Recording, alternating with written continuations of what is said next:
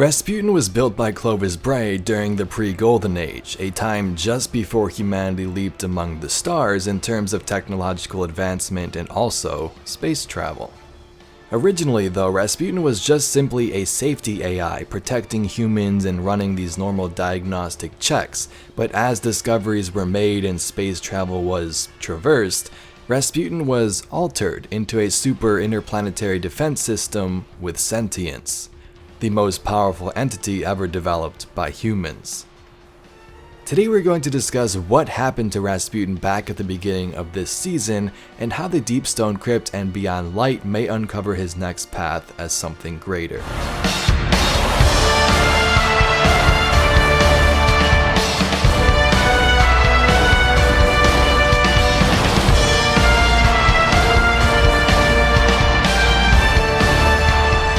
We know much of Rasputin's past in terms of Destiny 1, how he shut down, didn't really protect humans, and hid out there in the wild. And we also know all the theories that come with that information, right? So let's start with focusing on Destiny 2's events, as these are more recent and hint at the future of this major character. The first time Rasputin really had relevance aside from some small scannables was the Warmind expansion. Here, the Hive were attacking Rasputin himself on Mars along with their frozen worm god Xol, who was now thawing from the surface after many years. After defeating Xol and saving Big Red from these Hive invaders, he led us inside of his chamber to tell us that he was ready once more to defend the universe, but this time he was going to do it his way. While your vanguard sought to wield me as a primitive weapon. But today, that ends. And I define the reality of my own existence.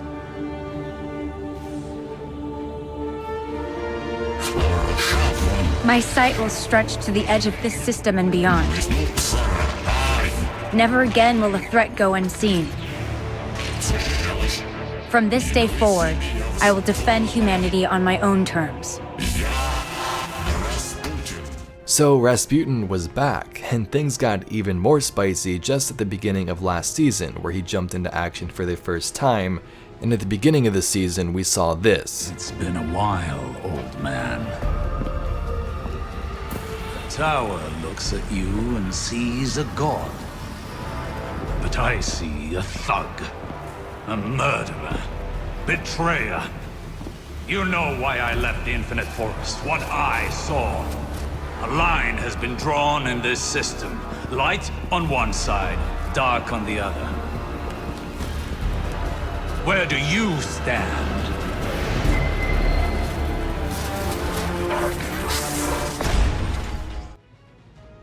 So what was Osiris talking about? Well, if you've played last season, you probably know, but if you haven't, here are some spoilers and a little explanation. So Osiris confronted Rasputin here because he knew what happened all of those years ago, the Dark Age, and Rasputin not helping humanity during the collapse, killing the Iron Lords along with his own son, Rasputin's own son that is, Felwinter. Pretty crazy. And also with the arrival of these ships, which I'm sure Osiris witnessed in his simulations or whatever in the Infinite Forest, he questioned what Rasputin still stands for. Are you going to stand with humanity, or are you going to backstab us again and just sit there in silence? The whole season from our Guardian's point of view though was working to stop the Almighty from crashing into the last safe city with the help of Rasputin. We would arm different planets with these towers that would send off warsats into space and destroy the Almighty when the time was right, and watching from the tower with friends, it was pretty cool.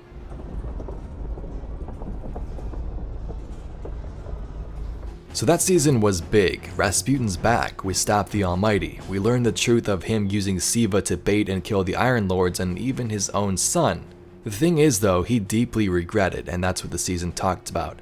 Now he just simply wants to do good, to work with humanity and stop the darkness for real this time, and Commander Zavala agrees. So that's all cool, right? We work super hard to get all this equipment and stuff, he's back, and at the beginning of the next season, this happens.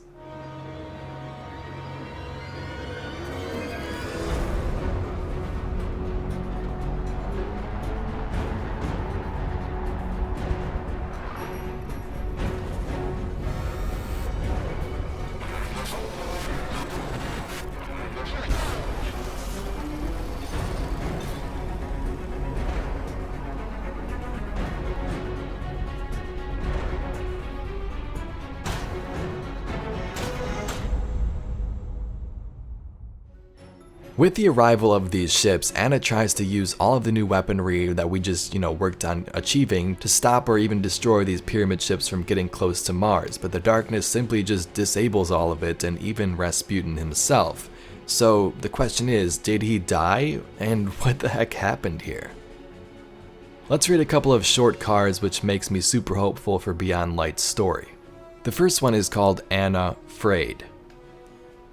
She had tried everything, the Great Bray, a lineage that promised to save them. For all her genius and moxie, this was beyond her. Rasputin lay dying in a dozen empty screens splayed out across Anna's command station. She could visualize the bleeding code running through her fingers. Zavala's voice was in her ear as ambient haze, relegated to the background of her mind like distant gunfire. The image of the pyramid's distortion wave was still raw. This wasn't an attack. It was a command, a lazy dismissal of all of their best laid plans. There were no explosions, no blaring sirens or sparks or dramatic electricity, nothing to combat or fix, just a guardian walled in silent black glass and disbelief. She had been so sure. Anna's eyes tracked Jinju as the ghost sped from console to console, attaching strings of light to each. They slowed her as she went, buried under some load. Anna, Jinju's voice strained under crushing distortion. I think I've got him, most of them, but not for long. The words cut through the distant gunfire. What? Anna asked. Her voice came softly at first, unsure what form to take as the information processed. What? Jinju groaned and whispered in exasperated pillory. Engram. It's not ready. Anna, now. He'll go insane. I can't. The light tethers attached to Jinju began to pop one by one. It's this or nothing. The prospect sent Anna tearing across the room. She belted a command into the air and a floor safe opened in response. Anna snatched the dodecahedron enclosure from the safe and braced it in front of Jinju. Jinju, do it. The ghost shell reformed to forge a directing structure before her core erupted with light and data. A stream of pure information beamed into the engram, filling it with spiraling wisps of light. Did you? As much as I could.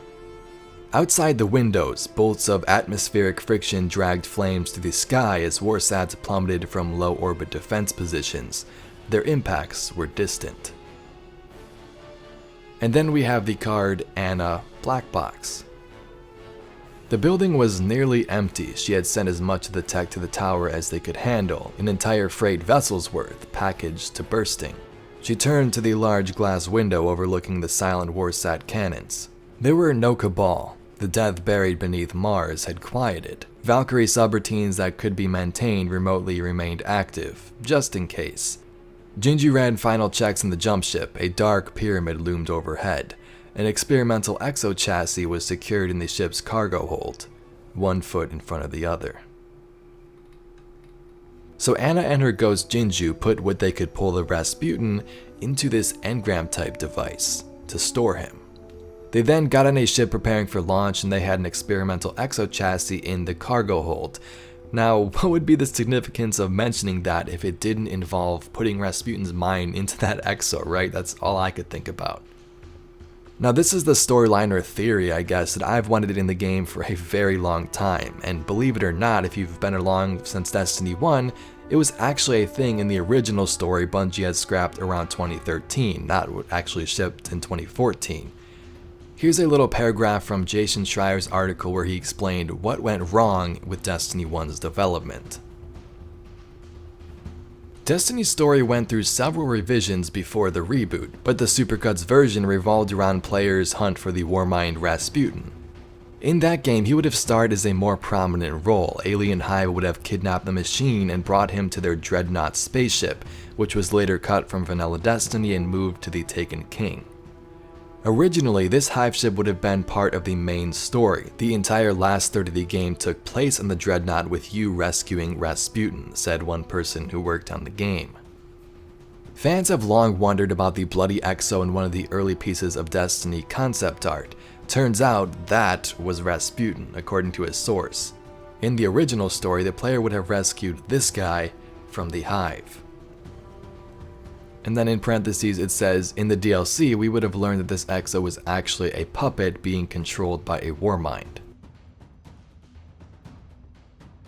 So super cool stuff, right?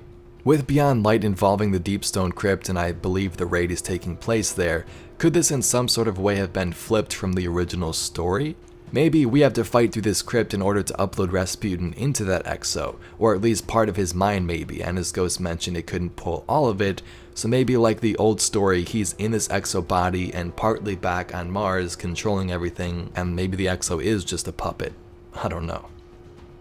If they do decide to go with that story though, I hope it's some big part of Beyond Light and not just introduced in like an opening cutscene or something even smaller, like, or just lore from a weapon or something like that. But anyway, Guardians, let me know your thoughts and theories down below. The main thing to take is Rasputin was uploaded or partially into this engram, and Anna is going to do something with it. If you'd like to see some more videos just like this one, leave some future video ideas in the comments below, and I thank you very much for watching. My name's Evade, and I'll catch you Guardians in the next one.